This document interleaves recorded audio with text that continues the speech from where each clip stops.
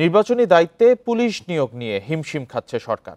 কারণ বিগত ৩ নির্বাচনের বিতর্কিতদের এবার দায়িত্ব দেওয়া হবে না, অথচ পুলিশ সদস্য প্রয়োজন ১.৫ লাখ, যা এত অল্প সময়ে পূরণ করা অসম্ভব। এছাড়া পুলিশের মনোবল নিয়েও সন্দেহ রয়েছে।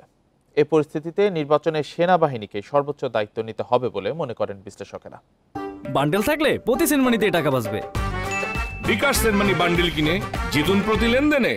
আগামী ফেব্রুয়ারিতে হবে ত্রয়োদশ সংসদ নির্বাচন। এর মধ্যে প্রস্তুতি শুরু করেছে পুলিশ। বাহিনীর মোট জনবল ১,৯৩,৪৮৭ জন। নির্বাচনের জন্য লাগবে ১.৫ লাখ। সেপ্টেম্বরে শুরু হবে তাদের প্রশিক্ষণ।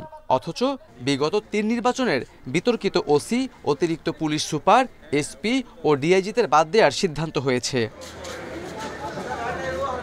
রাজনৈতিক বিশ্লেষকরা বলছেন, নির্বাচন সুষ্ঠু ও শান্তিপূর্ণ করতে পুলিশের ভূমিকা গুরুত্বপূর্ণ। তবে তারা মানসিকভাবে এখনও অপ্রস্তুত। ফলে নির্ভর করতে হবে সেনাবাহিনীর উপর।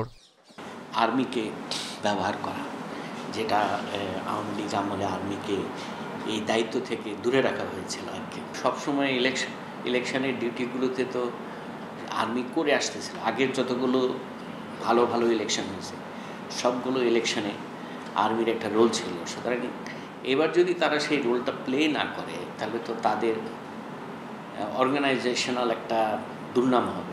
এবার নির্বাচনে সেনাবাহিনীর ৮০,০০০-এর বেশি সদস্য মোতায়েনের সিদ্ধান্ত হয়েছে। সব বাহিনী মিলে দায়িত্ব পালন করবে প্রায় ৮ লাখ সদস্য। Khaled Raihan, independent news, Dhaka.